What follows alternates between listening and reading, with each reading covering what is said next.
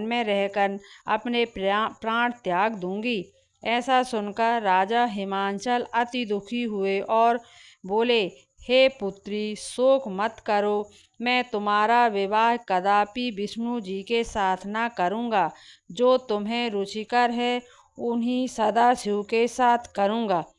तब तुम सखी के साथ नगर में उपस्थित होकर अपनी माता व सहेलियों से मिली। कुछ समय बाद शुभ मुहूर्त में विवाह वेद विधि के साथ महाराज हिमांचल व रानी मैना ने मेरे साथ करके पुण्य का अर्जन किया। सौभाग्यशाली सहेली ने तुमको हरण करके हिमांचल की गुफा में रखा, जो मेरा तीज व्रत किया। इसी से इस व्रत का नाम हरितालिका तीज पड़ा और वह व्रत सब व्रतों का शिरोमणि हुआ।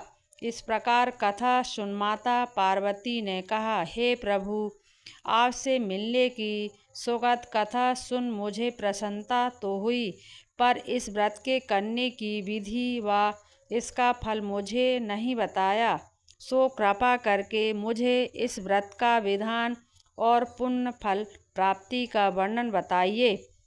इतना सुन शंकर जी ने कहा, हे प्रिय, मैं इसका फल सुना रहा हूँ, सुनो।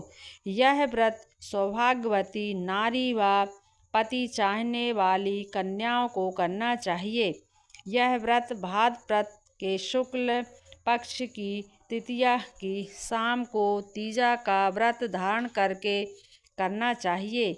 यह व्रत निराहार होकर करना चाहिए। भगवान शिव पार्वती की स्वर्ण प्रतिमा केले के खम्भे व पुष्प आदि से सुशोभित मंडप में स्थापित करके रेशमी वस्त्र के चादर तानकर बंधन बार लगाकर भगवान शिव की बालू की प्रतिमा स्थापित कर पूजन कर रात्रि जागरण करना चाहिए और भगवान शिव को सामग्री समर्पण करके ब्राह्मणों को दिव्य अन्न वस्त्र पात्र आदि श्रद्धा युक्त देना चाहिए। शिव जी के प्रति वास्तु को सिद्ध पंचाक्षरी मंत्र से ओम नमः शिवाय, ओम नमः शिवाय कहकर समर्पित करना चाहिए। प्रार्थना करते समय अपनी मनोकामना भगवान के सामने प्रेरित करके प्रणाम करें। प्रार्थना के बाद दोनों हाथों में पुष्प लेकर पुष्पांजलि समर्पित करें। फिर चतुर्थी को शिवलिंग का किसी नदी व तालाब में विसर्जन करें। फिर 3 ब्राह्मणों को भोजन करा दक्षिणा देवें। इस व्रत पूर्ण करने से स्त्री सौभाग्यवती होती है, पुत्र पौत्रों से सुखी होकर जीवन व्यतीत करती है। कन्या यह व्रत करे तो उसे कुलीन व एवं धनवान वर होने का सौभाग्य प्राप्त होता है।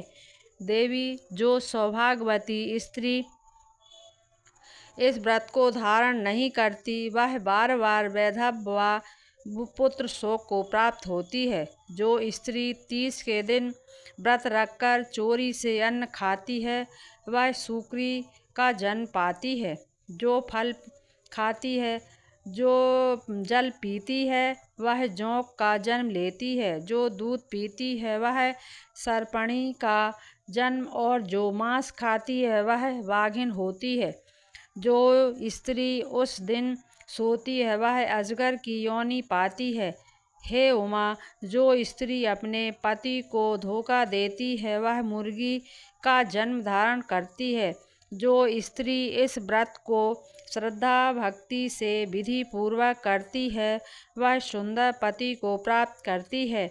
वह दूसरे जन्म में तुम्हारे समान स्वरूपवान होकर इसी संसार में उत्तम सुख भोग करती है। इस व्रत के करने के बाद स्त्रियां शिवलोक में वास करती है। बोलो शंकर भगवान की जय। बोलो गौरी माता पार्वती जी की जय।